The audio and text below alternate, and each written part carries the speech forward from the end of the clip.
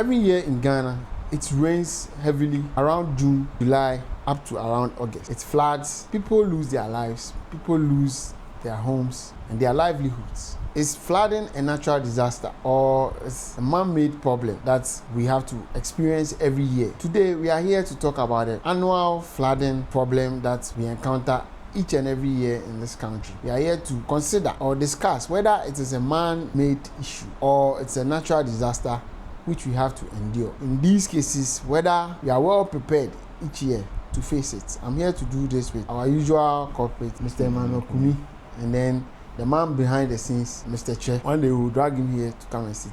Yeah. So you will see their faces as well. So today we are here to talk about the flood. I'm sure on your social media feed you've seen videos of places flooding, roads, yes. houses. Yes. You know, why do you think that? And this has been an age-old problem. You know, governments come, governments go.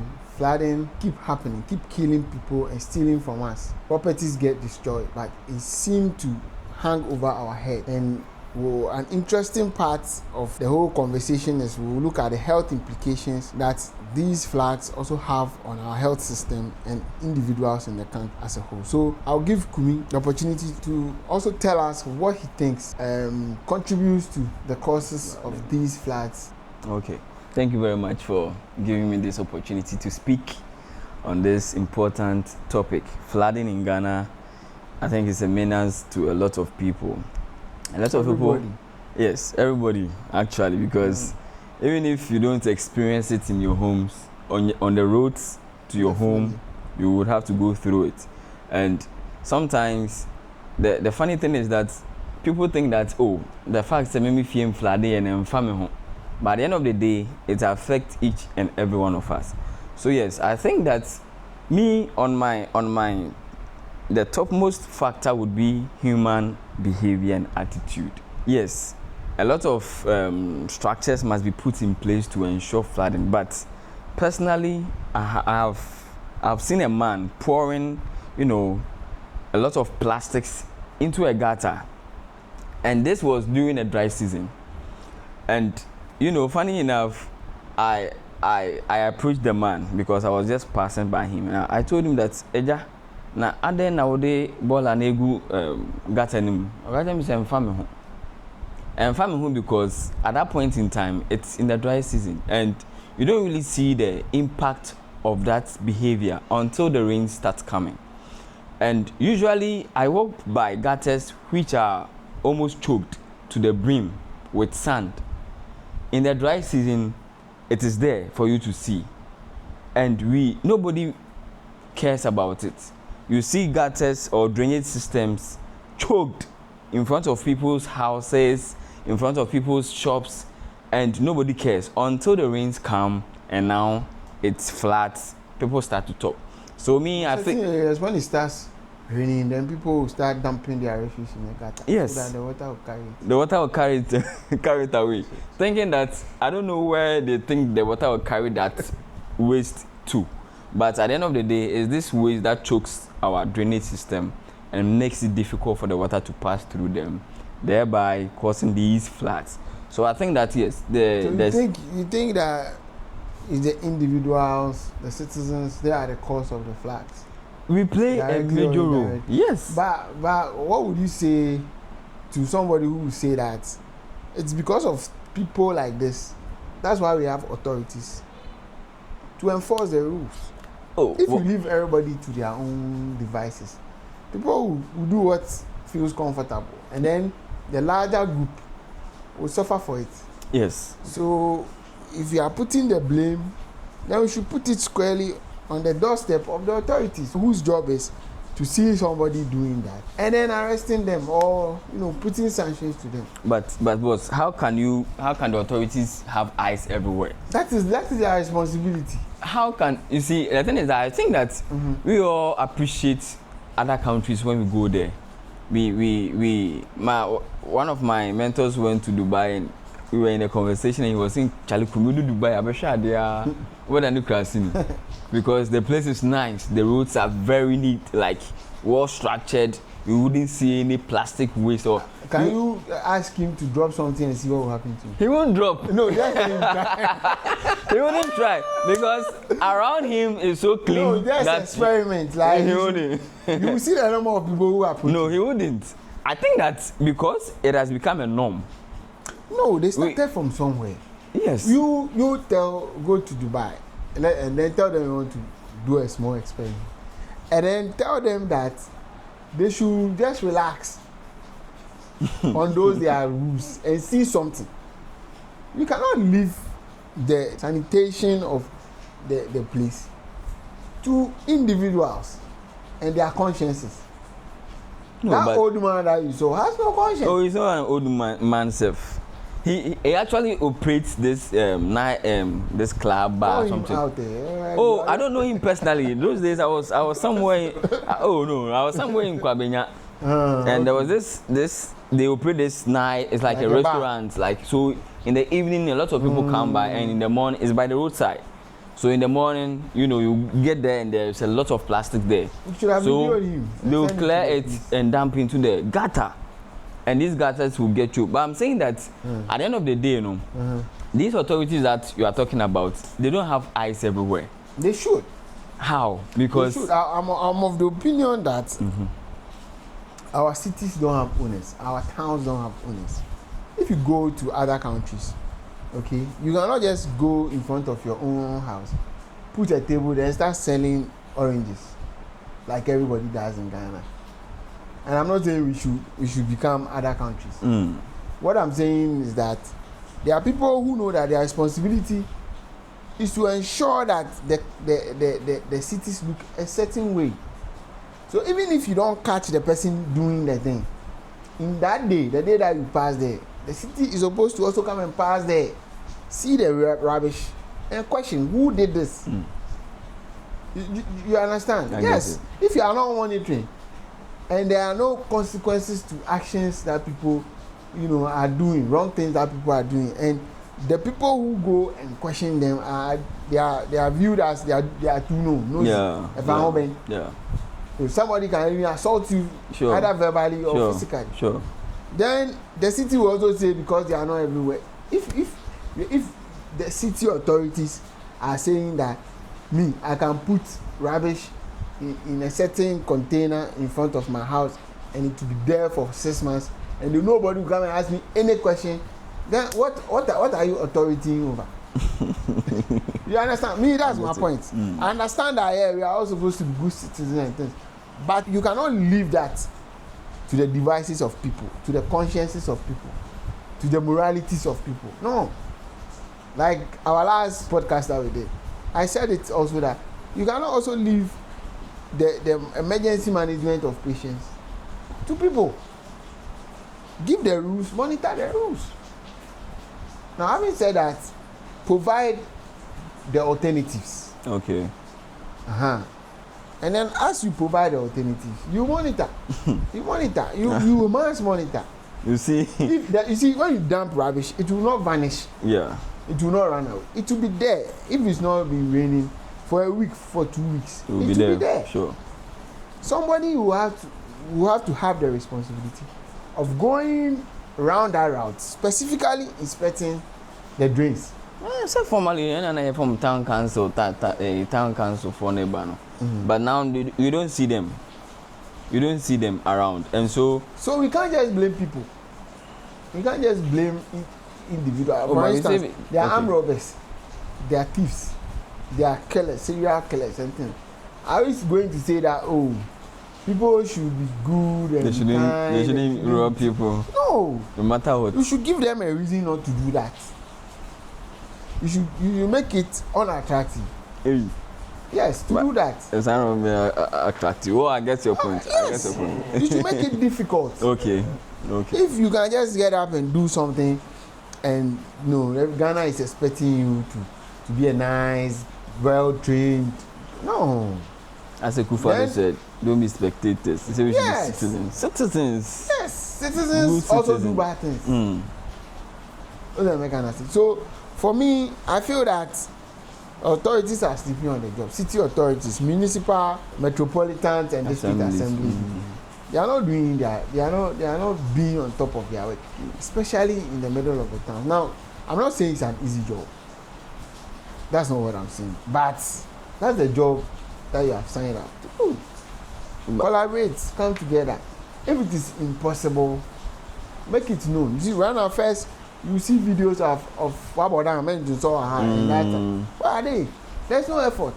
And when people out of their own devices do things, nobody gets punished. It's just like you're in traffic and everybody is passing around you doing wrong thing.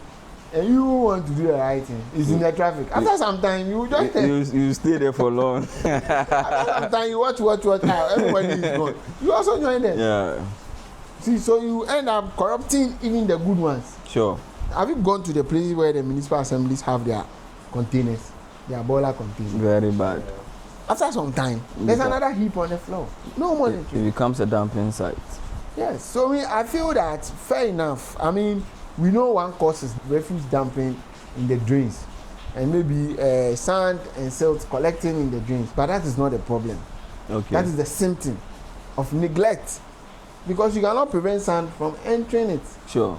So regular desilting is the problem. And targeted one, when you know that the rains are coming. You don't just sit down and let it flat before you can be moving.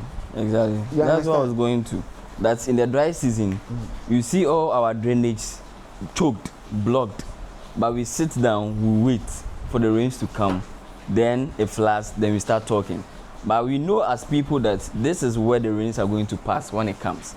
And in God's own wisdom, there are seasons. So we have the dry and the wet. So when it is dry, make sure that you make room for the wet. And that by the time the rain starts coming, you have made sure that our drainage systems are more like patent. There is way for the rains to pass. Who is making that sure? So yes, there are people responsible. I was going to come there. I was just saying that it is the activities of man that causes most of this blockade in our drainage system in terms of plastic waste and all that. But when it comes to sand and all those things choking the drainage system, it is also sometimes, you see, the work we say is for people are assigned to do it, okay? But as humans, we are not saying that go and do it all the time. But as a community, formerly we had communal labor, where the community will come together and try to keep their environment clean. Because at the end of the day, if you leave the work to some appointees or people whom they are paid to do it, it's not going to be done. And you say that we should hold them accountable and responsible. But you see, we are in this country and nobody talks about this thing unless it comes. Unless the floods show up, that's where you get the traction. People will start talking about it and all that. But before the flood comes, what do we do to prevent it? So I think that... No, but even in that, in what you are suggesting, there's still leadership. You need somebody to do, bring the people together to do the communal labor. So we cannot do anything without leadership. Yes. That's what I'm saying. Yes. And the leaders are not doing their work. Yes. So I'm also saying that you are all at the same point, but I'm saying that the work, must be done. And so if you are waiting for somebody to come and do it and nobody is showing up, who are we to hold responsible? But we as community people, if we see that this particular place or this gutter, this big drainage system is choked, what can we also do? Can we organize ourselves so Who's that... doing the organization? If you want to do it, I don't want to do it. You will be doing it alone. You also are doing it. I'm pouring the boiler over there. Yes. That's why I'm saying that you cannot leave individuals. There needs to be leadership. Okay. There needs to be leadership somewhere, because somebody has to do the gathering of everybody. Okay. You understand me? I get it. Because and I don't think that choke drains are the only cause. Sure. Because are you saying that in places where drains are not choked and they are regularly desilted and cleaned, there are no floods? No, there can be floods. So okay, fine. One of the causes are that our drains are not well taken up. Yes. What else? Your suggestion? And also people building in wetlands, like places that are allocated for water to collect temporarily. Before then they are gradually drained, so that it wouldn't then have to be in people's houses and all that. People build at places where they are not supposed to build. Personally, I've seen that this, growing up, we had locations at where we stay. These places, when it rains, like you see lots of water collected in these areas. Yeah. And a lot of, most of the time, you see coconuts and palm trees growing in these areas. It means that these places are wetlands. But now, most of these places have been used to build filling stations. You see them filling it up with a lot of sand for the place to come up, and they will build upon it. So I think that if the rains come, those days it used to collect there. It means that if it rained heavily, the rain will still find its way to some of these places, and if it's encroached, it would have to then pass somewhere else, and that's how come it ends up in people's homes. So building in wrong places or wetlands is also a factor of flooding in Ghana. And who do we blame? This one to the people? Oh no, it's not the people. This one, there's an authority. Of course, it's the people who build over there. You could also blame the people too, because there are people who know that where this place that I am buying, it is a wetland. But What about the one selling? that's what I'm saying. I'm not saying you can't blame the people. You see, you were saying authorities, but I'm saying no, the people too are to be blamed. Because maybe one plot of land in a good place will go for like 100,000. He comes to the wetland, they tell you, oh, give me 30,000. Yeah, man. We give you two. Why really All you cheap? have to do is Go and buy. But All you have to do yes, is buy for this first. one, I think that there should be strict. You see, this one, it can be really monitored because the structures, they don't appear overnight. If somebody starts building, it doesn't just show up, say, oh, the person have completed the building, roofed it and all that. It starts by foundation. So if somebody is monitoring it just at the onset, then you can go and stop it. Or you make known available places or like places that is prohibited to build. So that that I'm going to buy. If you take the steps and go to the assemblies, they will tell you where you are supposed to build and where you are not. Something else, before you build, you have to go for building permit for the people to come and see. And people are not doing it. So that's why I'm saying that, as you said initially, there are people that are assigned to check some of these things, the town planners and all those things. There are departments that you would have to go to seek permission or permit before you start building. People don't go. We see structures with the inscription stop work. It means that they didn't go for permit, and so while they are building, they come to stop them. So that's how it's supposed to be. And but if you are building in a waterway, is it a stop work matter? Funny thing is, those it's a demolition matter. eventually end up becoming a whole building. So why were they stopping work in the first place? You come, maybe if done. No, you see, if you started without permit, okay, and you are not in an illegal place, you can go and they'll stop you. Go and pay penalties, do your permits, then you can come back. Come and continue. Yes, but this is a waterway where building is not supposed to. So it's not a matter of stop work. Demolition. When you do it in the day, in the night, assembly will come and nobody will do these things again. Or when you build in the night, during the day, assembly will come and break it down.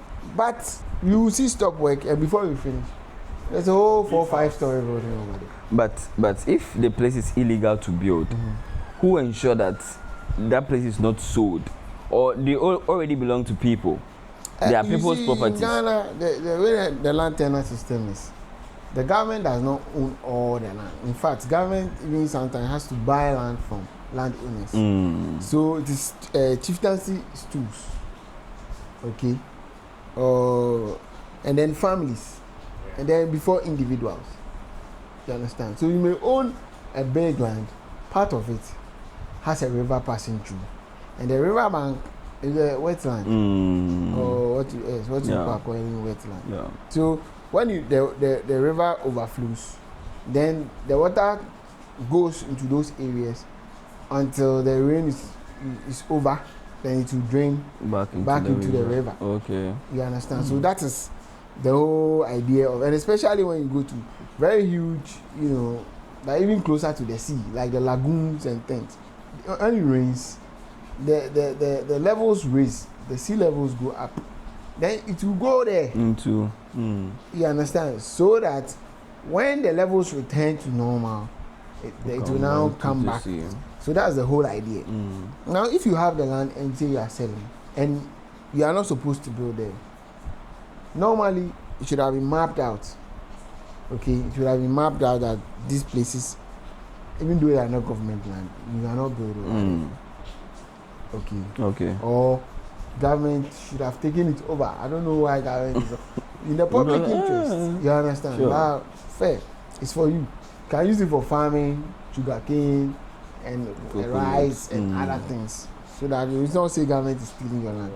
But you cannot construct over there. Then people will go and buy it anyways. And then if you buy, you can use it for farming. Fine. But if you buy it and you want to build, as you were saying earlier, before you build, you need to go to the city authorities and go and request for a permit for them to come and inspect your site, see whether what you are going to do can be done there in the first place. Because you see, it's not just the flooding, it's public safety. Even you now, you will be in your house one day, it will be raining, your roof will collapse. There are certain buildings that you see that they are sinking. Yeah. When you go this year, it is at one level. Before you go, now the floor is at the window level. It's true. And people are living there. So when the floods come and people start begging, oh, I'm buying, government should come, I really don't feel pity. Because these same people, if they want to demolish the house, they are the same people to come and blame the government. So even this year, there's been several videos. Mamadou say I've killed 32 cows. For You've not seen it. How say he killed 32 cows for NEC? because of what? Before they came into power, and now they are demolishing his structure. So he's pain. He's bitter. You understand? So for me, I feel that the political will is not there. That's why these things keep happening. Because as I always say, I don't know something that somebody does not know. These things we are saying here, the people in the leadership position, they know better. Sure. They know better. It is the will to control some of these things. You know very well this place is waterlogged, and you go and build it. And the rain comes, and your house gets flooded. Then you take your camera and you stand on social media. You know the wager side where sometimes they open the dam and the place floods. People would be living there as if nothing. And when the rains come and they open the thing, then they will migrate, go and stay with friends. And when they close it, and then they will come back. Temporary problem. So one thing that happened in that region area recently. There was this piece that was like a big, should I say, pool. This is where when they open the dam, the water just comes to stay. They close it and it moves to other parts. I think 2 or 3 years ago. Yeah, 3 years ago, they started dumping refuse in there. And when they dump the refuse and it gets to a point, then they put limestone over it. Today when you go, they are selling it as limestone. So that is that landfill. You are talking about the landfill. They put limestone over it. But you see, when it comes to dams and things, what people don't understand is that before you create a dam, there must be a river. The river has its path. Okay, you block the river and then you gather it behind the wall. You build a wall, okay, so that it will stop the flow of the river. Then you can use the water for maybe drinking water, whatever you want to use for. But when it rains and the river is overflowing, you need to open for some to pass. Otherwise, it will break the wall. You understand? So, if the dam hadn't been built, all those places that they are staying, it's the river that is passing over there. You understand? So, you are living in the riverbed. Now, when they open the dam, the gates of the dam, it will flow where it's supposed to flow. They say water will find its level. Sure. And then by that time, you have built your mansion over there. And then you come and be begging that what? But boss, you see, at the end of the day, if the authorities know this thing you are talking about, that this is waterway, this is a place that the water will pass. By all if means, we open Yes. Once a while, we will pay. Yes. So why don't you prohibit or make that places out of bounds to structures like homes to people and all that? Leave it open, and you don't do that. You allow people to build there, and at the end of the day, you still have to open the dam. When you open it, they get, issues and all that. You that you are staying there, you are not know. Is it? Excuse my words. Yeah. You that you are living there, it's not like you don't know that they opened the dam. It's not like you came there yesterday, somebody frauded you and sold you a house over there. You know very well that the place that you are building, you have not gone for permit. Authorities don't even know that you exist over there. Okay? The consequences will come on. You are spending money to dig foundation. I mean, that be what me When you go to those areas, you know what they do now. So because the floods coming to the house, so in front of their house, they built like a wall, like three, four blocks up, and the building is behind. They forget that when the water is passing, the levels will still rise, and if it gets above that, No, but even the dam, have you seen the dam? The wall of the dam. still come inside. Even the dam can be broken by the water. Sure. That's why they open the gate. Sure. Now what to? The reason why the government couldn't prohibit them was like most of saying most of the lands there are owned by the chiefs. They are like school lands, and so it is sold at the discretion of the chiefs. No, but even with that, they can do better. Oh, true. They Even can. with that, Yeah. the authorities can do better. Sure. Okay, if government doesn't have money to buy those lands from those, they can say that we do not permit buildings in these areas. Tell the whatever stool chief or owner of the land who they are. Let them know. Now look, you can sell, you can farm. When we open the dam, it will destroy your crops.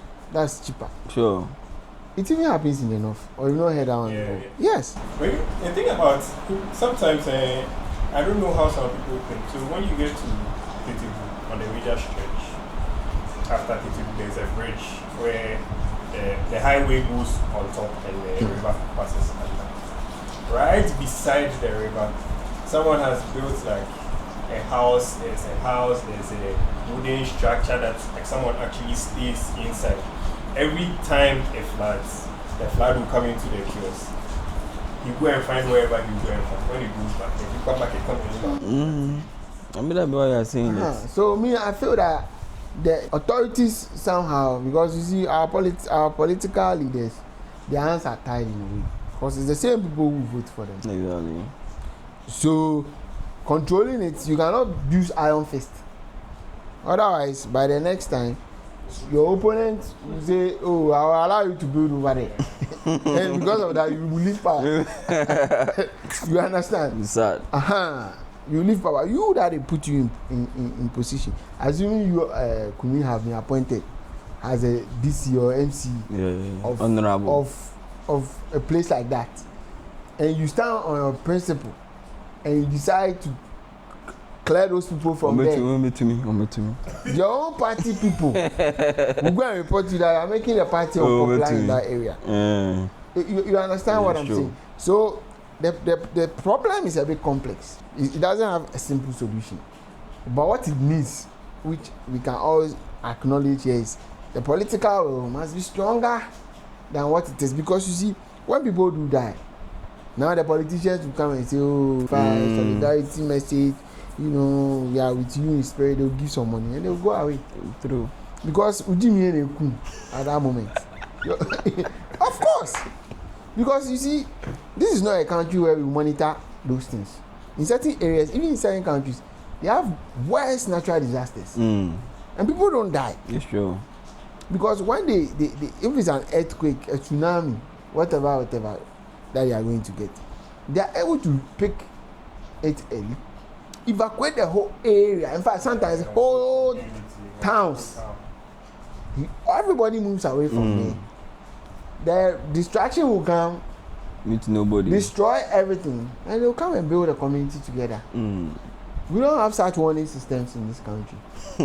You say, even the day that they will say it's raining, the sun will really shine. Let's not do that. Let's not do that. Let's not do that. Oh, but now they are. What I want to say is, we don't take our meteorological department seriously. The reports they give us, and it's probably because they are also sometimes maybe under-equipped. So they are working with their old technology. They are guessing. They are not guessing. They are working with old technology. We don't take these things seriously because when things happen, we don't really link them to those things. We just look at the flags, and we don't know that if we have up-to-date technology, picking that today it may rain. This is the magnitude of the rain that we may get. It's all prediction. But it is closer to what we may get. Stay home, or if you live in a flood-prone area, leave your place because from this month to this month, there is even you don't even have to have any equipment. We all know the rainy season. Yes. Fine, it is changing. But we know that there are more rains starting from May, June, July, all the way to August. And if you are living in a flood-prone area, you also know. But you stay for the water to come and carry your fridge, then you want to swim and go and and then if you die, you say we should cry for you. When then? You understand? So for me, I think that the flooding problem, one of it is the unauthorized, structures that they are putting up. Yes, and we can blame those putting the structures up. But fair and squarely, those who are supposed to enforce the city rules are to blame here too. Sure. I think that this is more of an enforcement, problem. No, all of it is. All of it is because if you want to waste your money and you want to go there, after that, you wait when you finish. You come and level it. Then you start. Say the land is for you. The land is for you. We don't take the land from you. When you get to the roof, I don't bet you ever know. The structure is ours. That's all. We had one way back in the SHS. We had one man. We used to call him Bachi 200. When he served you dining dining hall, he said the choice is yours. The pantry is mine. The pantry boy is mine. So you can't waste his time. When he comes and you don't have a plate, he will pour the food on the table. This is your food. The pantry is mine. So that's what you are supposed to do to them. I think clear the structure. We need to sometimes you need to decouple the politics from some of these positions. Okay, let people rise. Let the institutions be there, and then when you get to a level where you are promoted to become a DCE, you become. That way, you are not for any political party. You are not against any political party. You are solely doing your work. The ones of the higher ranking people. You always the matter is that yes, so far as you want to do the right thing. I always say that in Ghana, if somebody says I will stand for what is right, I will make sure things are done squarely, perfectly.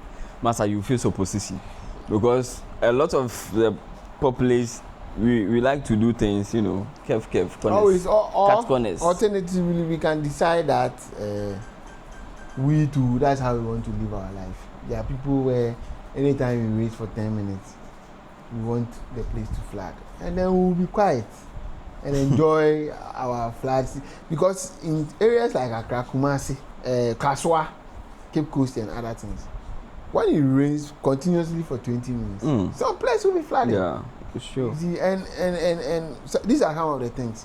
And it's not like we are speaking any new English. Everybody knows. Oh yeah, we are aware. Okay, what other thing? So, I think what you see formally when it rains, we know that in certain areas it will flood. But nowadays it looks like everywhere is not out of bounds for the river. And in my opinion, I think that it is the galamsey that we are doing. Those who are saying that where are the river gods? They are now angry. The river gods are now angry. The river gods are now talking. They are saying that what you are doing it will kill all of us. Yeah, river God. You two. No, one child. No. You see, I said that our grandfathers, our forefathers, who were worshipping nature, the rivers, the big trees in the forest, the mountains, and they are saying that these are no good areas. Don't go there on this day. Don't touch them. Don't do this near the river. We said they were out of bounds. They were worshipping devil worshippers. They preserve it for us. We, those who are worshipping God, high technologically inclined people who are closer to God than them. We came and we are destroying them to the point where now the reason why I strongly believe that it is part, because you see, if you go to those rivers, the brown that you see is nothing. It's silt, mud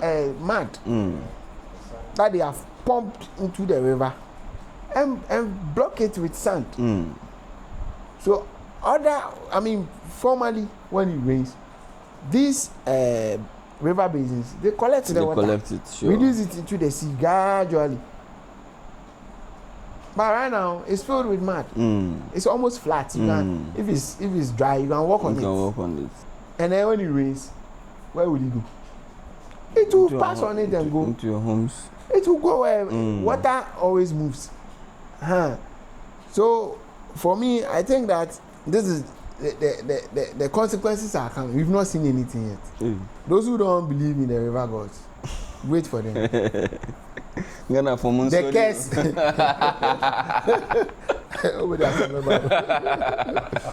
The curse of the river gods are upon us, and that's what we are seeing in the streets as flooding. You see, we are all laughing and everything, but it's serious. Yeah, it's true. You see, everything is community. We don't have good drains. Our cities are not even planned. Serious. Because the development is faster than the planning. The very well planned places in Accra, if you go, are the place that Gogisbeck and his colleagues came to plan. Where you can see that the streets are every 2 blocks there's a street. They've given roads demarcations. Hey, Gogisbeck.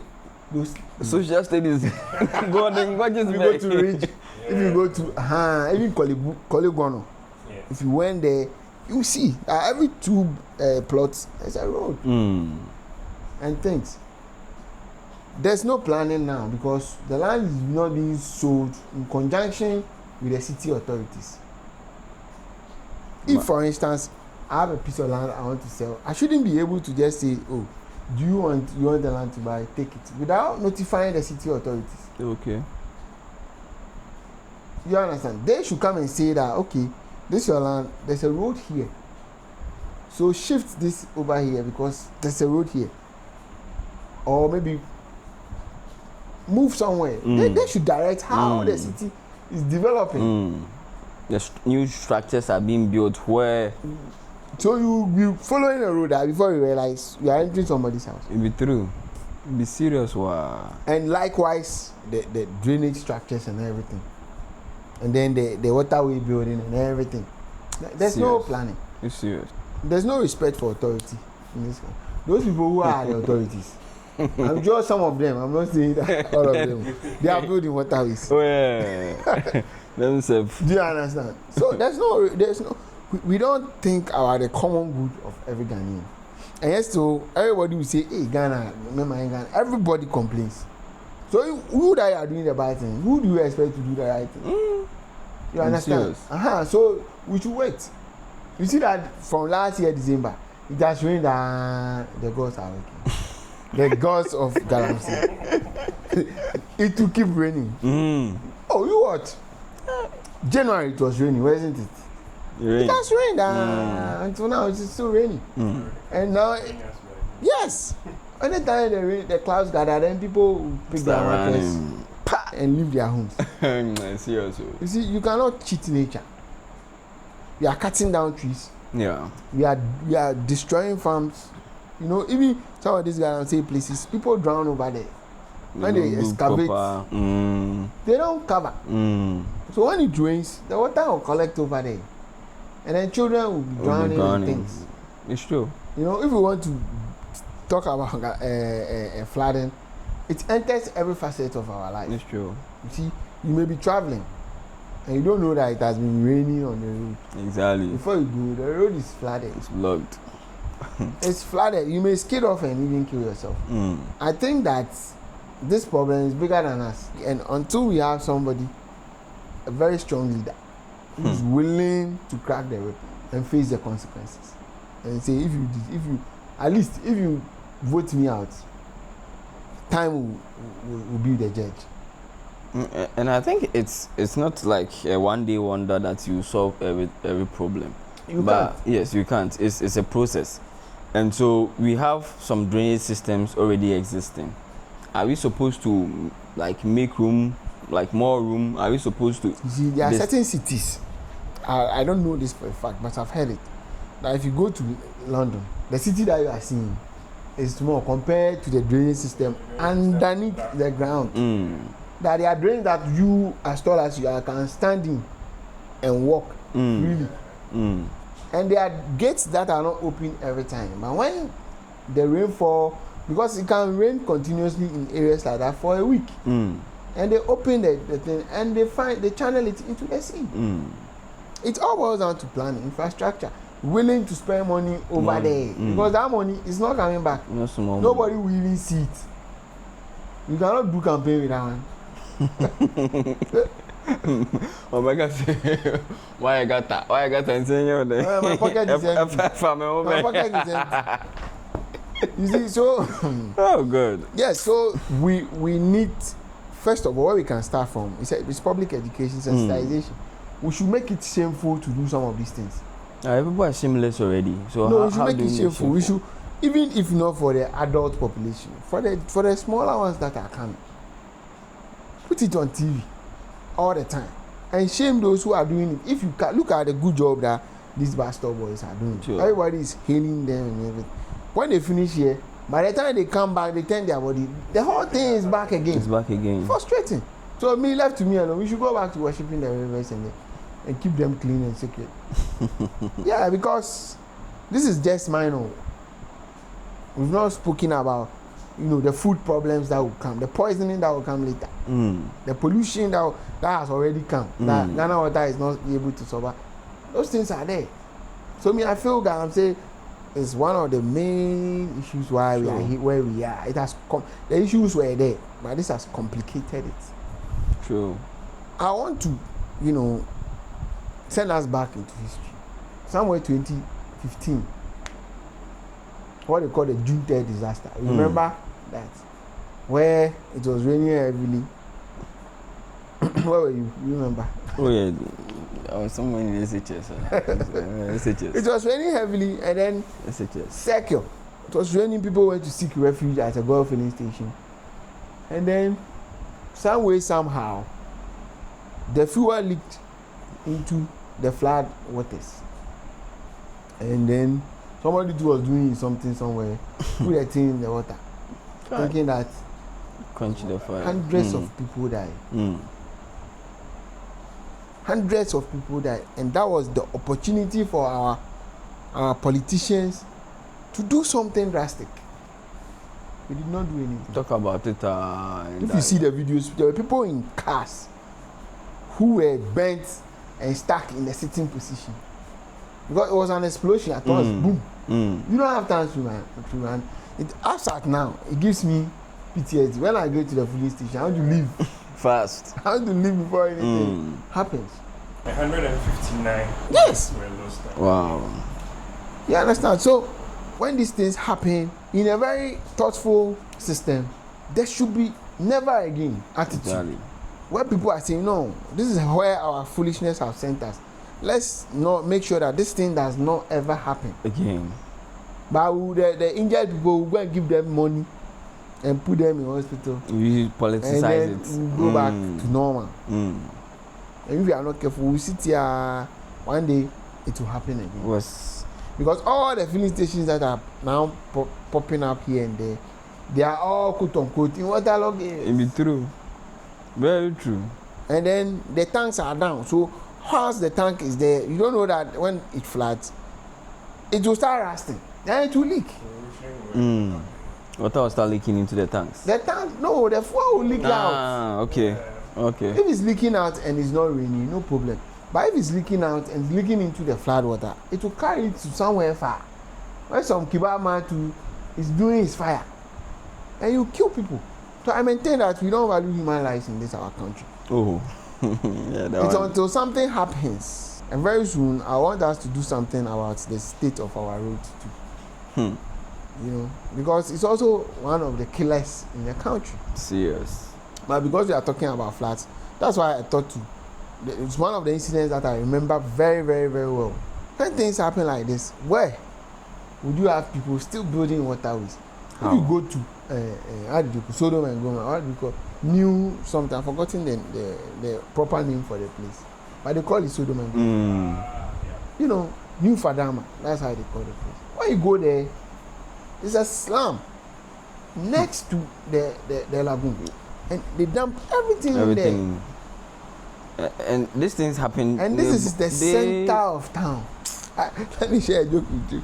There was one that when we were in school, one of our professors had his colleague professor from US visit him, and then he went to pick him from the airport, and he was bringing him to college. And then when they got to the Lavender Hills, the colleague, the thing started smelling. The whole thing was, what is that? What is that? He pretended as if he had not heard. And then they enter the white man, he knows inside. He didn't even hear the question because he can't answer. That's how disgraceful the whole thing is. In the center of the city. Yes. Serious. It's even closer to like one of the main tourist attraction sites in Ghana, the beaches. The Ole Lagoon. That's where people go and do the number 2. They say the L pass through. That area make you feel good. Aerate your anus. Charlie, the whole thing is serious. Things, wow. You see, initially there were efforts to publicize some of these things. They should come back on the air. You understand? Government should spend more money there. Pay people to do some of these kits to make it look disgusting to do something like that. Because sometimes peer pressure, the very fact that people will tease you or laugh at you when they see it will deter you from doing it. It's true. It's not everything that is tax force, no. But because this one, it will not really bring votes or we don't really channel our energies there. So that's what I think, that we should take the environment more seriously. We should respect the environment because we came to meet it. Sure. And when we die and go, it will still be there. It will be there. And it serves us. Yes, everything that we have is from the environment. From the environment. Even our houses that we build, every material is coming from the environment. So if we do not value the environment and we keep destroying it with our activities, will you put physics in your bowl that you eat? No, you won't. You won't. But why will you, excuse my words, defecate in polythene bag and throw it into the gutter? Forgetting that when it floods, that same physics will end up in your kitchen. Yes. That's really, really a good point. Yes. No, I don't want to complain anymore. Let's look at the health implications of the floods. We need to tell the public what the floods bring. It's not just people drowning. I mean, people drown more when there's floods, but there are also other conditions that increase during this period. Sure. Outbreaks that happen, and I think we should look at one that everybody can notice, that during rainy seasons it happens, is that every child gets malaria during the rainy season. Yeah. Adults, pregnant women, they all come down with malaria, and it is because of how the rain collects. You know that the mosquitoes, they thrive in stagnant water. So when it rains and our drains are blocked, there are empty containers that we ourselves have dumped around, and they have collected those waters. That is the breeding ground for mosquitoes. And they will say sleep in the mosquito net, use repellent. You will get them. Oh, I'm not saying it won't solve it, but you will not sleep in the net because the weather is hot. That's a common excuse that they use. That their room is hot, so they don't sleep. And then even when they those who sleep in it, they will stay outside for the mosquitoes to bite them before they go and sleep in it. It all has its challenges. Sure. So it boils down to keeping our environment clean. Okay, in other areas, malaria does not that mosquitoes do not exist. Malaria does not exist over there. It doesn't. True. So are those people, are they more humans than us?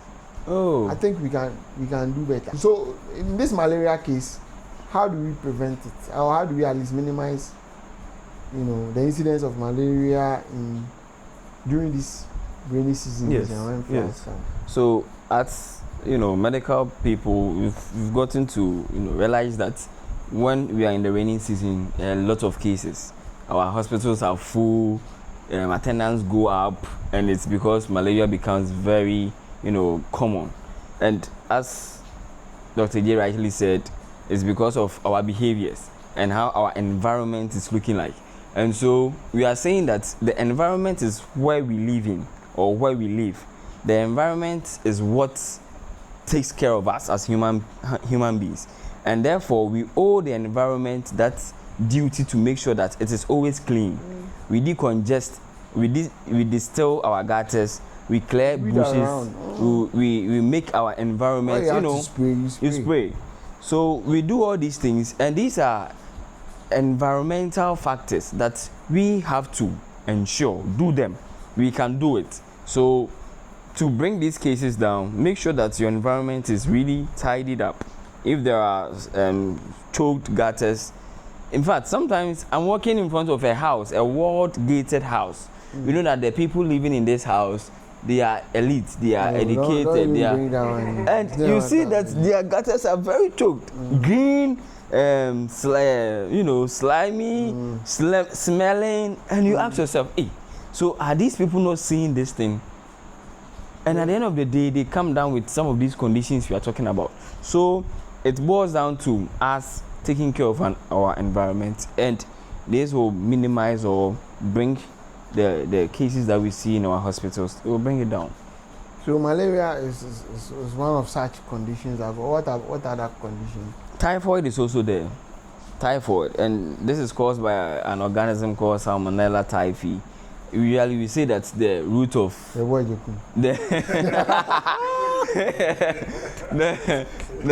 it's transmitted through fecal oral. So when you get typhoid, we say you've eaten feces.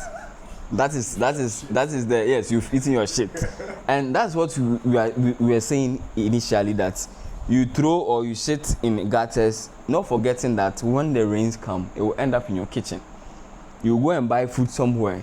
Somebody will carry the same water that's contaminated and use it to prepare, use it to clean the vegetables, use it to wash the dishes that you eat from. And at the end of the day, these feces will get inside you. So typhoid is also a condition that we really see it most often when we see these floods, in the rainy season, as well. Yes. All those diarrheal diseases. Yes. Because you see, when an area gets flooded, even the flood water is contaminated. You are not even allowed to walk barefoot. Yeah.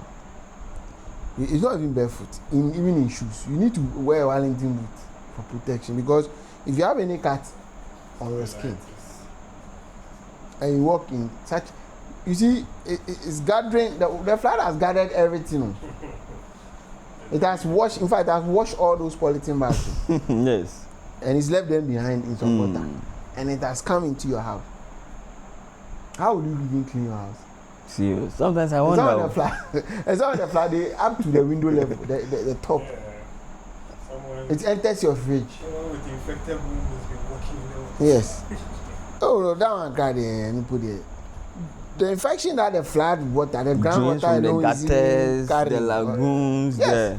And it comes into your home. That you have dumped, that has rotten to come into your home. And you see some human beings also walking in the flood water. Some even swimming in it. They said they've gotten swimming pool. Then your eyes. Charlie, You see wake up also. with some eye infection. So the bottom line is diarrhea diseases will go up Definitely. because anything that you eat that is infected, you develop diarrhea. So avoid contact with flood waters if possible. Yes, because sometimes you see that the clouds are gathering. You know that your house will flood. Why are you still there? You did it. Protecting what? Your TV. Miracle will happen. You are protecting your TV. Meanwhile, you knew that it was raining in May. You know that June it will stop. It will come. Pack out and leave. To where? No, they will ask you to where. If you say pack out and leave, they will ask you to where. Then they should stay and suffer. They don't complain to anybody. No. Fashion hoodie. You don't want to see it Your on problem is not my problem. Pack out and leave if you want to live. Because there's more to life than some of these things. You understand me? I always say that life is secret. It's the only thing that when it goes off, you can't get back. And as if you are not dead, you don't know what life will become for you. So if you have in fact, if you have finished building the house in the dry season, and all of a sudden in the rainy season you realize that it's a flood-prone area, pack out. You don't neglect the property because it's an investment. But the building, you can't do nothing about it. You made a wrong choice. You've lost. Move on. I know the person who've lost money. But if you want to now bring other property into the picture and come and destroy that one too. Children, family. Yes, human children. They are the ones who suffer from these. In fact, if you get 3 typhoid cases, it's an outbreak. And we all know how cholera outbreaks do happen and how they kill people. Sure. It's really a serious condition. So in these times where it's flooding, we need to take our hand washing serious. If you use a washing, you need to wash your hand before you cook or you eat or you do anything that will go into your tummy. Wash properly. Hand. Use soap. As there's this one there, we know already. Because when the COVID came, nobody told us. We did it. And you know that after COVID, about 2-3 years, there was no cholera outbreak. Yes, because people were still washing. People were still washing. And then later on, it came back. Taking their hygiene. You understand? So, these diarrheal diseases will increase because a lot of contamination is going around. The food that you go and buy, as Kumi was saying, the food stuff. For instance, I have some yam in my kitchen. If it rains, I'll just pick it, wash it. It's not that I've not cut it, and then we eat it after the flood. Forgetting that it has come into contact with the flood water. You understand? So we need to safeguard ourselves. Later on in the discussion, I'll read some safety tips for these seasons. And you know that if you live in a flood-prone area, you shouldn't return there after the floods. No matter how difficult, if it means going to, squat with somebody, and pay some small rent until you find a place. It's nothing that we should be playing with, because imagine in the dead of the night, you wake up and then your room is flooded. Oh yeah. I was also that I said when I'm swimming. Where are you passing? Right. Where are you passing? This flooding thing is also affecting. You might have done your survey and everything with that. Oh, this place is a place where I can build it. Somebody will go and build in the waterway, and the waters attempts to dodge that building, come and destroy everything you also built. So I have one problem. Those constructing road and they are building drains, they also seem to block the old drains with sand, even though we are in the rainy season. Because they are constructing, everything has to stop. They will be doing their concrete work and it will be falling into the old drains. Nobody cares. I ask myself, these new roads that are being constructed, you pass on it and when it rains more, the road becomes flooded. I say, hey, but this is a new road. It's not about the road. The water doesn't get anywhere to pass. Yes. And the water it has to move. Yeah, and I'm saying that this is a new construction that you are doing. So what measures are you putting in place? Because before you start the road itself, you have to think about the drainage. So that after the road is constructed, the road doesn't get flooded. Because when the flood comes, it destroys the road itself. I understand what you're saying, but you see, like boss was saying, that they are blocking the old drain. So yes, you do a new road, you do new drains for it. That new drain is supposed to go and join an old drain somewhere, but that drain is blocked.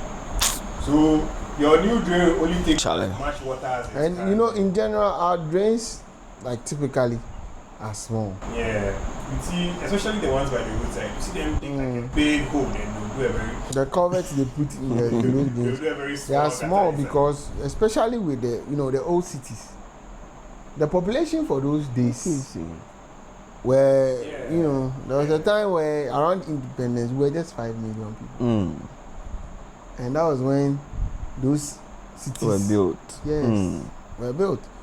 Now that we are 37 million people, those drains are still The same. in situ.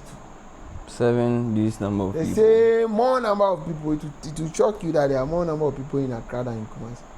Oh yeah, maybe. If you combine Accra and Kumasi, we rather 30 million, we get like maybe 20, 25 million. Oh, we are Accra. Accra na. You understand? Yes, and so there are there's pressure on these things, and our waste disposal systems, and all those things. There's a lot of pressure.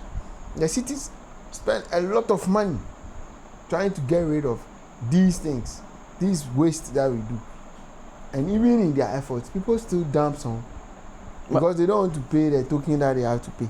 They dump some in the gutters. Now we don't even see these Zoom Lion people around. Like No, Zoom Lion has its own issues. Formerly, the whole country was given to Zoom Lion. Now it has been segregated. Other waste companies have popped up, and they are also because taking they were care. doing quite a good job when they came around. See, so as far as diarrheal diseases are concerned, nobody is immune, because you cannot always eat your home cooked food all the time. You buy. You definitely go and buy, and then if you've never been sick before. I remember there was a cholera outbreak some time back, and then the hospital was so full that they had to do tents and keep people inside. And then there were these white people who also came, tourists, and then their sister got infected. the cholera, and it was a very pity sight. You know how sensitive these white people are. On my mobile. You look at them, you say, "Masa, you are in a different, terrain." Yeah. Sister, she was crying. Oh, Shitting all over the place. a funny And in this day and age, where we want Ghana to be a destination for tourism and all these things, this is not the time for us to be grappling with things as basic as cholera, So I think we deserve better as a people. We deserve to do better. Well, you see, some people would think that you are saying we shouldn't walk in flood waters. Why? Because I'm not drinking the flood water. I'm not, but we don't know that our skin has pores. That there are holes that are the cover you see, it has holes inside. So whatever you come into contact with gets into your system, gets into your bloodstream. So that's why we are saying that don't walk in it, because your leg that you are used to walk. If you live in such an area, buy a Wellington boot. And even aside the pores on your skin, when you are walking in flat water, you don't see where your leg is going. There could be maybe a roofing sheet that is stuck under some sand. You just send your leg and it cuts you. That also gets a lot of pathogens. Yeah, so that's the reason. Also, one thing that also comes out during flooding is electrocution. Yeah. Yes. When the flood, mostly our switches and plugs are lower down, or maybe some naked wire somewhere. And electricity is conducted in water, so you don't have to really be next to the thing. You can just be in the vicinity, and the water is charged. But in a pipe. And most people come with electrocutions during this flooding times. And you are going to be drowning. when you get electrocuted. Oh boy. Yeah, because when you get electrocuted and your muscle becomes stiff and you fall in the water, how are you going to? Once pat, then you are falling down. How are you going No. to swim or what? two trouble, one go. So we need to be very cautious of some of these things. It's no joke. It's true. When it comes to those people who live in Accra, I also have family in Accra and things. When it's raining and I happen to be in Accra, I'm in a hurry to get out. I'm in a hurry to get out. Or if you are outside, I'm in a hurry to get home. That also even leads to mental. Yes, somebody who has PTSD. Somebody who has experienced a flood before. Or just take somebody who was in this June 3rd fire flood disaster. Anytime the clouds gather, you have flashbacks of those things. Sure. Even we who were not there. Yeah, we don't even just saw pictures. Yes. It's yours. Recently there was, I don't know where he was, but I saw a video of him and he was part of the June 3rd. He's been disfigured. Yes. His entire face is disfigured. You can't even, and the sad thing was, when it happened, he was with his wife and kids. And he lost them all. All those people died in vain because at the end of the day, when it rains, you go and pass by the same Gulf filling station, it's still flooded. Nothing. They died in vain. The government of the day did not make sure that thing never happened again. The successive government who also came and have gone, same thing. 2015. So the end there, we just died needless deaths, and it's normal. Nobody cares. After 2 weeks, everybody goes back to their work as usual. Hey, meanwhile, we have every institution in this country, and you see, God has been very good to us. We don't have a lot of natural disasters. It's true. We have man-made disasters. It's true. And because of that, if we have some earthquake here and there, maybe you have dream baby feel. Oh, true. Last time there was this God there. alert, I don't know if you could remember. Okay, maybe it was in a car. Oh, the it's That tremor. was fake. No, not recent. This was like some years. It's not at Hamil's time. That is everybody should come out of that. So people should go and stand Fake on news. more parks. That's something that's come to. No, there was an earthquake coming. We all came on. We were standing in front of that. Uncle Siaga. Let's go back. Uncle Siaga. Sorry. We all came outside. We all outside. Nothing happened. Let's go get back. I think I remember. You understand? So I don't know where apart from the political role, even the public is not in tune. It's like it doesn't affect you directly. Then it's okay. Don't care. It's okay. Somebody thinks they are living in a gated community. Wait, I say the curse has come on. It has started coming on. When they say the gods are angry, when you move on to see 2 people have died on the way. Have you seen Nigerian? Then the goat is dead. It will happen. It will happen. But people are started dying from the flood. Oh, with that one there. Yes. Because there's a flood, people don't think that it's the gods who are angry. But for me, I know that it's the gods who are angry. We'll pay for it too. The gods are not to be blamed. In this case, we are not blaming them. We are ascribing it to them. We are to blame, not the gods. You understand? So, I mean, apart from obvious, infective conditions that can come out of this, we can also get electrocuted because nowadays, even there are a lot of loose wires all around. So we are not supposed to enter the flood water thinking that like really shallow. You don't know what is in there. The other thing, as I mentioned, is drowning. There will be lots of drowning cases. If you know you cannot swim, move as far away from the waters as possible. Don't try. What I also want to say is that when the season of flooding is coming, we need as a people to prepare. Because whether we like it or not, it will come. Definitely. We've mentioned all these causes and factors that contributed, and yet still there's no preparation. You see, there was once where one government, I don't remember exactly what government, tried to institute once a month that everybody should clean their environment, and that thing has vanished. But even if once a while in markets, even everywhere, some assemblies that enforce that? My brother, even if we are not doing this thing consistently, once it is made, we should start. As people who at least think about their welfare, their own welfare, the government of the day needs to make announcements. This is what we are doing. You are exempt yourself. You will pay in cash. And people will go around. The assemblies must, employ people to organize this from community to community. As you said, formally, we have the communal labours. I have done a lot of communal labour. Yeah, fine. Especially in rainy seasons like this. Repair our roads and things. But now it's no more there. That communal spirit does not exist in a lot of places. So let's enforce. Okay, let's say because of the rains, we are going to desilt August, especially in the flood-prone areas. We are going to clear all the waste. And it's not like we collect and we put it by the drain, and when it rains, go back inside. We collect and we find a place for it, a proper disposal site to dispose it off. You understand? Then we put measures in, we equip our hospitals, because some of these drowning cases will come. It will increase. Cholera outbreak may come. Will come, definitely. We increase education.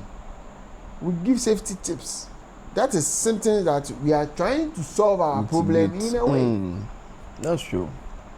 But Obiankashu, you will not hear anything from anywhere. Before you see, social media is, lash with all these videos.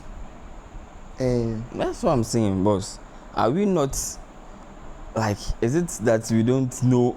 we don't care. Yes, that's what I'm saying. In the dry season, we see all these places that we know that when the rains come, these places, they get flooded.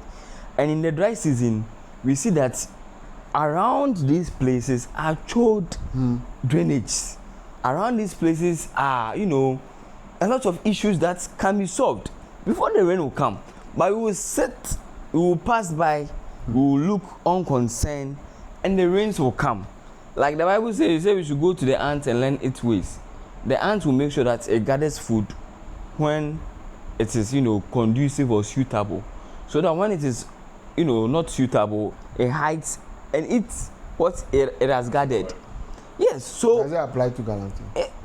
Is it? I'm just it doesn't apply to Galanty. It doesn't apply. Galamsey, it's very annoying. It's really worrying.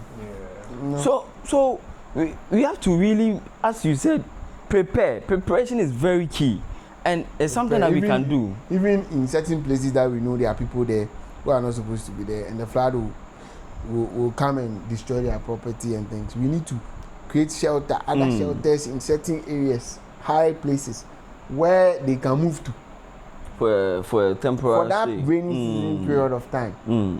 You understand? Temporary shelters. At least if they are foolish, they can lose their property, but their life there. We can at least when you come, then you start from scratch. Then every year, if you stay there, every year we can help you to stay alive. Every year you go there and you labor and it will be destroyed. Oh Jesus! So this is what, these are things that when you see that the country is thinking about its citizens. That's why I am saying that authorities are the major part of my blame goes to authorities, because we all give you the power to and when we say authorities, we are not just meaning government appointees. And what about the chiefs, the local yes, authorities? They are the major people who sell lands in these our communities, and they know very well that land that they are selling should not be used for construction. But they don't care. They don't care. It's true. Selfish gains. Yes. Very sad. And then you sell it. At the end of the day, maybe your house will not flood, but the road to your house will flood. You kill innocent people. I was watching this video and this lady was making this claim that, those people who rented the apartment to her knew that it's a flood-prone area, and didn't, they watched her packing, brought her stuff. They didn't tell her. So is it the case that some people don't know that this place? Then she should sue them. I even think you take them to court. Contracts, there's something called due diligence. Your due diligence is not up to someone. It's up to you to do your due diligence. You have to also check. Yeah. Because These days that I'm going, what are in some flood of the things places that flood, there are markings on the wall. You see it. But even then, if she's claiming that she didn't know, she should go to court and claim her property, destroy property. She can do that. That they didn't tell her that to flood, so that she prepare and leave, or decide whether or not she wants the place. Yes. That's what she was claiming online. If she didn't know, And they were wicked and they knew this place was not good for, I mean, and they still rented it out to her. I don't think even if she took it to court, she'll get anything better. oh no, if you lied to somebody, they say due diligence. I mean, due diligence is when you are checking, but whether the place flats or not, Umbra no maybe beside area more. I mean, the person wants somewhere to live. You understand? And you preyed on the person. Otherwise, then the people who the boys that FBI came for, didn't their victims also do due diligence? You understand? And they were scammed, Yes. So anyway, if she goes to court and she can prove that she wasn't told, she will get her money back. Okay. You see, so some of these things we need to, and as part of at least what I said earlier, that I don't work in flood waters. You see, there's a major rule, a basic rule that we apply to some of these conditions. That when you don't see the floor beneath the flood, don't go. Because you see, when the flood water is passing like that, it can cover a lot of things. Maybe there's a big manhole there. Whether you think that it's flat. So avoid it. Avoid it altogether. Wait. Let the water pass. Because as for flood water, it passes. It will go and collect somewhere. For you to walk. There's some gutter there that you can see. There's some sharp nail somewhere. And you'll be walking chop. Before you realize, that's swept you together with the fringes. During this flooding, I saw a video of like a grown person carrying stuff, and he's walking in the flood and he's coming. He just steps somewhere and you like, vanish. He disappeared. You vanish. He just disappeared. You understand? So it's safety. Safety first. Okay, so our hospitals too need to prepare. We need to stock medications for certain infections. Okay, we need to prepare in opening our spaces, and then educate the people. So for education, public health people are there. Yes, NCCE and other things. But I'm talking about the hospital. Okay, so have behind your mind that there may be an outbreak because of the flood. So if you have to prepare for temporary admission places, skin infection, and these things are usually contagious. Yes, it spreads easily. The skin infections like this, the flood waters carry a lot of organisms. They can give you skin infection. And also, I mean, surprising to know that in these seasons of flooding, asthmatic problems also increase because of all the molds and the damp on the walls. It prevents the flow of air, fresh air. So if you live in such an area, and maybe your house is not get flooded, but then your walls are absorbing and you see the mold, those mold things, they can send you to the hospital. Sure. So if we prepare and we are able to map out some of these conditions and prepare adequately, then we can handle them. It doesn't mean that the facilities will not be overwhelmed, but then we are prepared for them. We will be taken by so surprise. that it will not be like what we discussed the other time. No red syndrome. Yeah, it's true. You understand? So as health professionals, that is where we should be. We should also be thinking. If you are in charge of a specific unit, or you are part of any management, it's for you to also start thinking that how. That is not the time to let majority of your staff go and leave, and then you be left with skeletal staff, and then people are coming. Every 2 days, people are coming, vomiting, diarrhea, malaria. The asthma patients. Do you have the SCD patients too? Because of the stress. SCD, sickle cell. Because of the stress and also the cold, because these waters that are coming into the houses are very. Even the rainy season alone, even if it doesn't flood, I'm just trying to associate it to the flooding. They also go into crisis a lot of times. So if you have any of these conditions, the best place for you to be is a place that doesn't usually flood. But I'm just sensitizing hospital, staff that prepare your mind. Attendance will go up. Attendance will definitely go up, and it's a no-brainer. If you are in the health practice, you know that in rainy season people get, especially children. You see a lot of families, pregnant women. Everybody is sick. If it's not respiratory, coughing, and it is malaria or diarrhea. Now, Miss Winya Baku. And then also hospitals should also equip, train their staff, their new staff, in some of these treatment of electrocution, drowning, and all those. Yes, when the time is due, so that the facilities will be prepared to receive this emergency. We are not saying that somebody should be flooded, but looking at the problem that we have, Charlie, it recurs every year, and people die in vain because nothing is done about it. So, in our capacities as health workers, what we can do is to prepare the facilities, equip ourselves in order to be able to bridge the gap. Sure. If they are, that you'll be referring to one place or the other, notify them that, if we are overwhelmed, we may bring our cases because we are getting 1 or 2 cases of diarrhea, so that preparation would be in order, so that it will not be like don't bring. The people are dying. Cheers. Now, before we close off these topics, I want to share some tips, safety tips for these floods, and permit me to read so that we all take note. Healthy and safety tips during the flooding seasons in Ghana. Floods pose immediate dangers such as drowning and injuries, but also create serious health risks including cholera, malaria, skin infection, food contaminations. The following measures can help individuals and families and communities stay safe. 1. Stay informed. Follow weather forecasts and flood warnings from local authorities. So stay informed, please. Don't go and say that it will rain, the sun will shine. When Ghana meteorological is saying that it will rain, you don't trust, you'll be sorry. Listen to the radio, television, or official media updates during heavy rains.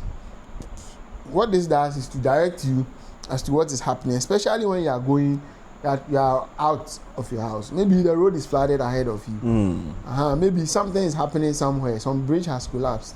That is how you get to know. So stay on the news. Stay informed on your radio and all that. Know whether your community is located in a flood-prone area or not. As important. Pointed out, it is your responsibility to know. If you are going to a new area, the conditions of the area. Nobody will do that for you. So make it a point to investigate. At least ask around. So that you know that at least you are going to a flood-prone area. These are the measures I will take when the rainy season is coming. And then identify safe evacuation routes before the rainy season. So before the rain, as I was saying, prepare. Know that this place floods first before this place. So when it starts, I'll pass here. No one can follow. Charlie. The second point is avoid. This is what I'll say. Avoid walking or driving through flood waters. Even shallow waters can hide open drains, manholes, sharp objects, electrical hazards. Fast-moving water can easily knock down adults or even children. Vehicles can lose control and become submerged. We've seen videos of such things. A common safety rule is if you cannot see the road beneath the water, do not cross. If you cannot see, do not cross. You'll be putting your leg in a whole manhole. The next thing is protect drinking water. This is very important because most of the infection, we are thinking food. Most of them comes through water. Okay. Flood water often contains sewage, chemicals. What do you mean sewage? You mean ebeng? Yes. So the manholes, yes, feces, chemicals, disease-causing organisms. Boil your water. As if you drink, you have water containers that you store. And this rainwater itself, it falls on the roofing sheets. Yes. Charlie, on the roofing sheets, normal. No, but they are talking about maybe you stored water now in these drums and things, and then the flood water comes and goes, and then you want to use that water.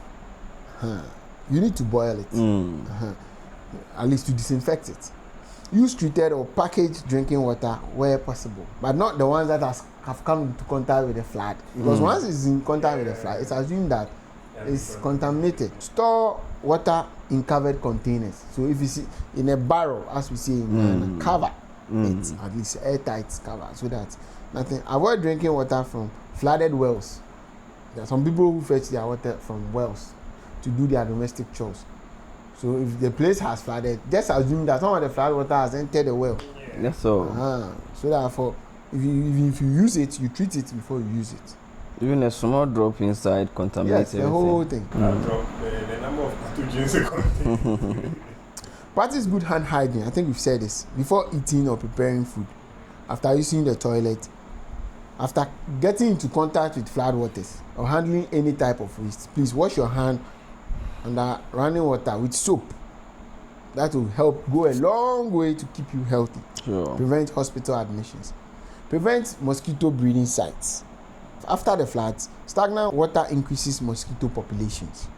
And you know that in Africa, our mosquitoes contain the malaria parasite. Sure. Even if they come and they don't have malaria parasite in them, we who are their food, we have malaria parasite in us. So once they come and feed on us, they now get infected and they spread it. So empty containers that collect water, cover storage water containers, sleep in insecticide and the but you know you will not do it. And then use mosquito repellent, the spray, the coil, the screens, use them for what they are worth. Keep food safe. Discard food that comes into contact with the flood waters. Cook food very well. Cover prepared food so that if there are some flies and things around, they will not transfer the contamination from the flood waters. Maybe the flood is some few meters away. They are coming from there. They don't move fat trot. Just come onto your food. So cover your food. One important thing that hasn't been said so far: protect your children. Protect, because children are particularly vulnerable during flood periods. Do not allow children to play in flood waters. Keep them away from drains, streams, and flooded roads. Supervise children closely during heavy rainfall or floods. Wear protective clothing. If you must enter the flood water for one reason or the other, wear your Wellington boot or your rubber boot. If you need to clean after the flood has entered your house, wear gloves, the utility gloves that are very thick and heavy, not the ones that can easily tear. Cover all wounds or cuts with waterproof dressing when you are dealing with the flood water. If you have your hand cut or something, bandage it nicely so that the flood waters do not infect the wound. Avoid electrical hazard. Switch off your electricity if flood water enters your house. So the main switch, it has to go off. Even if you don't have light and it's dark, it's better you stay alive. Use your phone touch. Avoid touching electrical appliances when your hands are wet. Stay away from falling power lines. So some of the floods, they are so strong that they can pull some of these electric poles down. Yeah, sure. That's not the place to go and see what is happening. You be a power hard and you are running. Yeah, there are people like that. Maybe over here. You know, at a point, I used to think every time it's raining and the lights go out, that is ECG's way of trying to protect us. It's their way of conserving power. Our posts, they are automatic. When it starts raining, they will go off. Yeah. Prepare an emergency kit for yourself. This one is an advice. It's very important. Because if you live in those places that flood, you can have an emergency and then the road is flooded. You can't even go to the hospital or a pharmacy to get treated. And even it will lock you off until you are rescued. So you need certain things that will keep you alive and calm until rescuers come for you. Imagine you have hypertension. First thing you need is drinking water. So that you are not forced to drink contaminated water. Okay, enough drinking water. Okay, first aid supplies. As we said, if you have some medicines that you are routinely taking, you need it over there. You need supply. Yes, you need it over there. You need bandages and plaster and other things over there. Okay, the basic first aid medication. You need it over there. Yes, your inhaler if you are an asthmatic. You need all those things over there. Blanket. You need torchlights or flashlights and batteries. Sure. So that in case you have to turn the lights out and things, then you can see. Yes, you need phone and their chargers, because that is what will maybe enable you to reach out and say we are stuck over here. So it's not for social media posts. Beg you. It's to alert the authorities, call police, ambulance, call somebody, NADMO, or anybody to inform that some people are stuck here and you need to. Yes, essential medicines, as I've already said, should be part. Okay, important documents should be kept in a waterproof bag. So if you have documents that you need to keep all those things, and you can't evacuate everything because the flood is already here, get a plastic bag, something, keep it somewhere safe. And usually you pack those things high. And if you know that your house is in a flood-prone area, let your sockets and things go higher. So that when you are plugging, the water will not enter your sockets. You also need food supply in case you get stuck and you cannot make contact. You need to survive. The next thing is that you seek early medical care. In case you have a persistent diarrhea, vomiting, fever, skin infection, itching, difficulty breathing, symptoms of malaria, seek care early, because this and the fact that you've had one doesn't mean that you cannot have again. Sure. Because you can recontaminate yourself. Exactly. So immediately you feel a certain way after your place gets flooded, please get to the hospital. Even if it's the pharmacy, it's okay. Go and then get.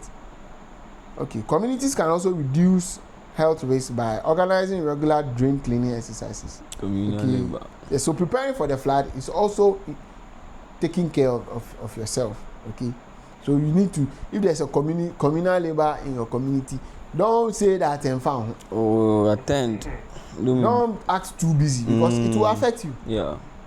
You should be part of the people who are even organizing, helping the assemblyman. In the community that my parents live in Accra, they say the assemblyman is even tired. Why, our baby in his house in front of the flat. He's tired. Because the youth of today, they don't care. Oh, yeah. You understand? But I think that those times, my father would say, go. It's true. Yes. When they call the old people rather turn up. No, you push you from the house too. Yes, I'm saying that recently they call some the old people turn up. Like the young people working. It's true. Yes. So we should also help educate. If you are part of those who are blocking the drains with boiler and things, with refuse and things, stop. Stop. Oh. And fatal. Mad men don't do that too. I've seen mad men collecting in between the rubbish. Anyway, maybe some people are mad, but their own is manageable. But I mean it's No, yes. Yeah, we should support the campaigns for sanitation. It's good. Shout out to Basketball Boys. Oh yeah. They are doing a good job. If I had the time, if I had the time, I would go and do it. But you see, I'm of the view that one Basketball Boys cannot create a change in the need. So as they have started and it's moving, another person can start. Elsewhere. People have started. I'm saying. The thing with Basketball Boys, when they started, I saw at least 2-3 groups, but I think they were doing it for the wrong reasons. They were seeing it as an avenue to make money. Basketball Boys originally started as volunteers to clean up the places, but then people see that.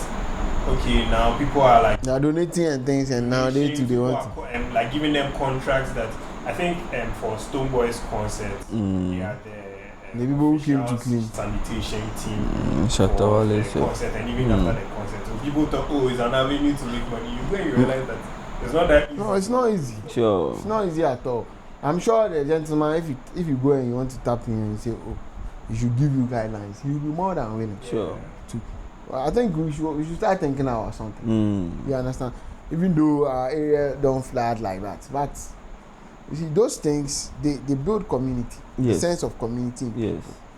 And if we can gather to do unnecessary things, we should be able to gather to do good. Sure.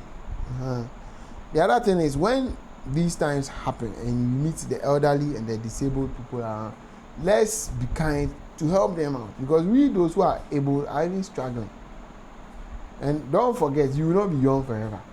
The flats, from the way things are looking, they are not going anytime soon. It will be your turn to be an elderly person.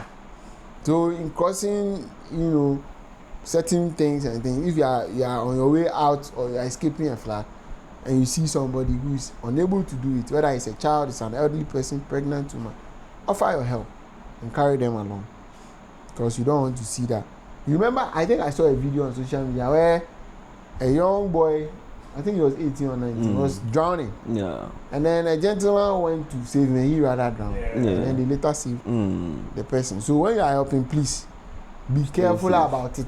If you know that you don't know how to swim. You can even know how to swim, but helping out somebody who is drowning is a different ball. If you don't, the person is desperate. Yes. So in their attempts to save themselves, they might pull you. You need more hands on deck. So if you don't, bring attention, let people who can call for help. Yes, help. If you live in a flood prone household where every time it rains, you get this advice is for you, or this tip is for you. Raise your electrical socket. You see me and the people here. Raise your electrical sockets and appliances above the water level. And people, I've seen on social media people who are saying that usually the water level is here, but this time it's going higher. Titanic. The gods are angry. The gods are angry. The river gods are angry. Keep medicine and food supplies higher up. In fact, keep everything valuable higher up. For your own. Identify nearby safety locations for temporary relocation, and have an emergency contact readily available. If it is your neighbor, your cousin, somebody who you call, your boyfriend, that girlfriend, can get help for you. They